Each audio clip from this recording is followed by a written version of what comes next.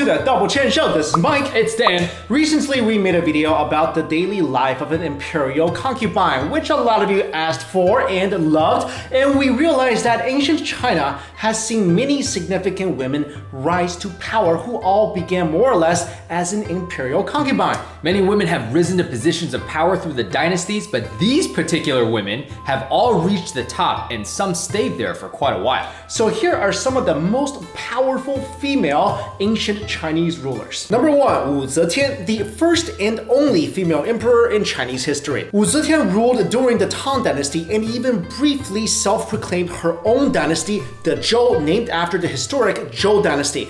Wu was born into a wealthy family and grew up with many servants. Wu's father, a chancellor at the Tang court, encouraged her to read and write during her free time. Thus, Wu was unusually well educated for a woman of her time. She first entered the palace as Emperor Taizong's concubine. When Taizong passed away, she married his son, Emperor Gaozong, and became empress consort. Very Greek tragedy-esque.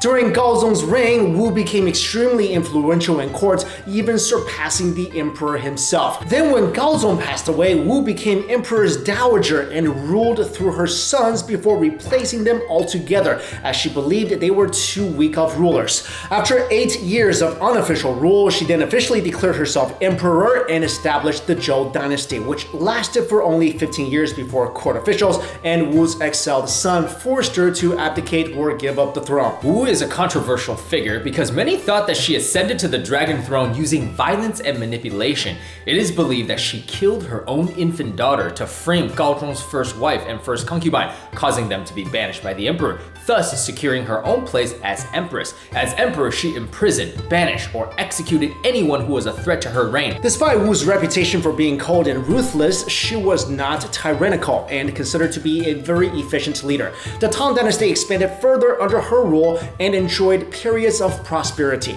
She created a merit-based reward system rather than promote through family status or connections. This allowed her to cut government spending and increase efficiency. She reformed the military by implementing a similar merit-based exam system. She improved the public education system and brought agriculture production to an all-time high. Wu was eventually forced out due to unpopularity as her attention on ruling turned to her personal relations with her young lovers. She handed the throne over to Zhenzong, her exiled first son, and passed away a year after that at the age of 81. Empress Dowager Hu. Though consort Hu never became empress, she is known today as Empress Dowager Hu because her son became the emperor. She ruled through her young son for many years, though not always successfully. She first entered the palace as a consort for the Emperor Xuanwu of the Northern Wei dynasty. She learned that all of Emperor Xuanwu's consorts were afraid of having a son because it might anger the official consort Empress Guo. Despite everyone's warning, Lady Hu still prayed for a baby boy. She believed producing a male heir and continuing the imperial line was worth risking death. Her gamble eventually paid off as she did end up giving birth to a son named Yuan Xu, who was named the heir apparent. She ruled on behalf of her young son, but there was widespread dissatisfaction with the way she managed the country. Emperor Xiaoming was soon murdered. Hu tried to rule through Emperor Xiaoming's 2-year-old brother, but she was soon chased out of the palace by opposing faction led by General Zhurong and forced to drown in the Yellow River. Liang Na, the good empress with a bad brother. Liang Na was empress to Emperor Shun in the Eastern Han Dynasty. She was destined to be an important woman since a young age. When she entered the palace, she was only 13 years old and she was favored by the emperor who was only a year older. She was soon to be chosen empress. Empress Liang was said to be extremely virtuous and kind, but she never bore the emperor any children. When Emperor Shun passed away, the son of another concubine was made emperor, and when that young emperor soon died, Empress Liang was given full authority to pick an heir from within the imperial family. The empress consulted with her brother Liang Ji, and they chose a less than desirable candidate because Liang did not want older candidates who did not require a regent. The new emperor also died within 1 year, thought to be poisoned by Liang Ji. Another young emperor was selected, and Empress Liang ruled as regent along with her brother. While Empress Liang was praised for being frugal and humble, serving the people to the best of her abilities, her brother Liang Ji was criticized for being extravagant, greedy, and manipulative. After Emperor Huan became of age. She then relinquished control and passed away soon after at the age of 34. Empress Liu. Empress Liu was Emperor Zhenzong's third empress. She ruled during the Northern Song Dynasty and became the de facto ruler of the empire after Emperor Zhenzong fell ill, and she continued to rule through her young son, who became Emperor Renzong. Unlike most empresses and high-ranking concubines, Liu did not come from a noble background. In fact, she was orphaned at birth and became a common entertainer. She entered the palace at age 14, brought in by a man named Gongmei. At the time, her future husband Zhao Heng was just the heir apparent and had not become emperor yet. Zhao Heng was so infatuated with Liu that he began neglecting his duties. This angered Zhao's father, Emperor Taizong, so he ordered Liu to leave Zhao Heng's palace. Liu eventually returned after Taizong passed away. Zhao Heng, now Emperor Zhenzong, happily welcomed Liu back and continued to promote her through the concubine ranks. Liu eventually did become empress, but she still did not bear any children for the emperor. When Emperor Zhenzong finally impregnated a maid, Liu took the child and raised him as her own. Empress Liu was a smart and perceptive woman, and she was able to understand the emperor's affairs of state. Her good judgment and quick decision-making ability gained the trust of the emperor. Later, when Zhenzong fell ill, he let Liu manage state affairs on his behalf. By the time of the emperor's death, Liu had already become the de facto ruler. She then became Empress Dowager and ruled as regent for her adopted son, Emperor Renzong. Liu held on to her post as regent even after the young emperor came of age at around 17. Furthermore, she was very loyal and generous to people who had once helped her. To thank Gongmei for bringing her to the palace, she appointed him and his relatives to important positions. She died at age 64, and history remembers her well, and she is said to leave behind a peaceful court and kingdom for her adopted son, Emperor Renzong. Empress Liu Zhi. Liu Zhi is commonly remembered as one of China's most evil women because of the cruel ways she punished her enemies. She is the first wife of Liu Bang, or Emperor Gaozu, founder of the Western Han Dynasty. The couple had two children, one son and one daughter. Their son, named Liu Ying, later became Emperor Hui. Liu Bang was one of the main figures in the rebellions that took place at the end of the Qing Dynasty. He eventually became the first emperor of the Western Han Dynasty, and Liu Zhi played an important role in solidifying her husband's sovereignty. She also played a major role in putting to death many good and loyal chief officials who had helped the emperor during the rebellion. Gaozu felt that Ru Yi was more suitable to become emperor than Liu Ying, who was a weak but kind-hearted youth. Empress Lu managed to thwart any attempts to have Ru Yi ascend to the throne, so her son Liu Ying successfully became Emperor Hui. However, Lu still deeply resented concubine Qi.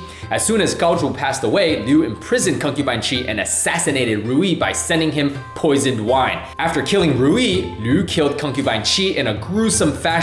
When Emperor Hui discovered what his mother had done, he was so distraught that he relinquished all control of state affairs, believing that he wasn't worthy to rule a country, having been born from such a cruel woman. So when he did that, Empress Dowager Lu then became the de facto ruler. Despite her ruthlessness towards enemies, Liu was apparently lenient with the people. After Emperor Hui died, Liu made her grandsons puppet emperors, and she ruled on their behalf, effectively becoming an unofficial female emperor. As supreme ruler, she continuously promoted the members of the Liu family to high-ranking positions to protect her reign. However, as soon as she passed away at the age of 61, her family members were killed and a new emperor was put in place. So at the end of the day, Liu was extremely cruel and ruthless in her personal life, but this did not affect the people, who enjoyed peace and relative prosperity while she was empress. Empress Dowager Cixi. When it comes to Chinese female rulers, perhaps the most well-known one, apart from Wu Zetian, is Empress Dowager Cixi of the Qing Dynasty. Cixi began her ascension to power as one of Emperor Xianfeng's low-ranking concubines. She may have just been another nameless noble lady had she not bore his only son. When Xianfeng passed away, her 6-year-old son became Emperor Tongzhi. Cixi became Empress Dowager and regent for her young son. After Tongzhi reached maturity, Cixi continued to be involved in state affairs. Tongzhi passed away at a young age, and Cixi's nephew was named Emperor Guangxu. Tongzhi had no sons, but one of his concubines was pregnant at the time of his death. She died in the midst of the debates over succession, so many people think Cixi poisoned her to get rid of the potential heir.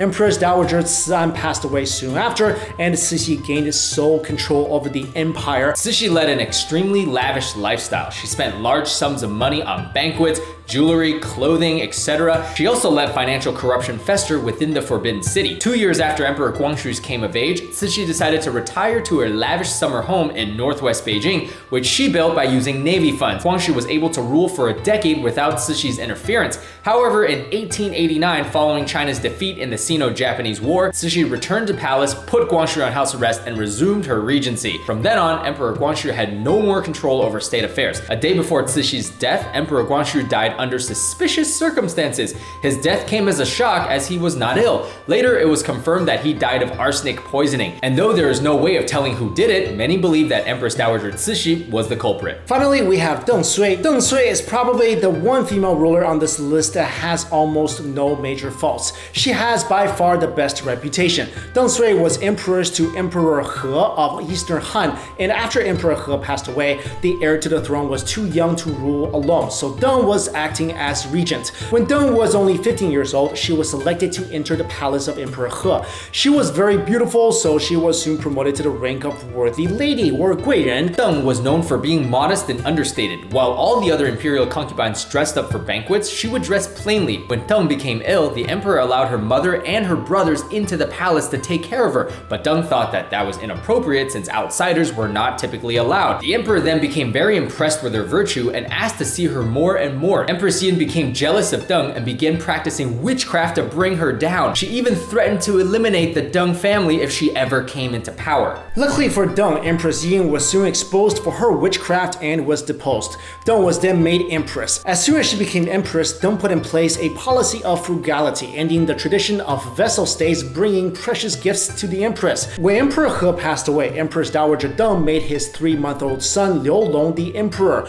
with her ruling as regent. The infant emperor died less than a year after ascending to the throne, so Emperor He's 12-year-old nephew was selected and he became Emperor An. Empress Dowager Deng continued to rule as regent, though some urged her relinquish control. That was actually thought to be one of her faults, not letting go of regency soon enough. However, in retrospect, historians agree that Deng had the best interest of the country at heart since Emperor An did not rule as effectively as her. In the 16 years she ruled, not once did her family members overstep their boundaries as officials, which is truly rare in Chinese history. Deng Sui died at the age of 41 with Emperor An taking over full control. Alright, so there you go, guys. Those are some common people who rose their way through the ranks and eventually came to rule China as women, which are unheard of. Right. We're unheard of. Unheard of. And you know, actually, a lot of historians, they write a lot of information, sometimes painting the women in a bad light. So when we're doing research, you don't truly know what is exactly the truth and what is not, because it's not a popular choice to have women as an emperor. You know what this shows me?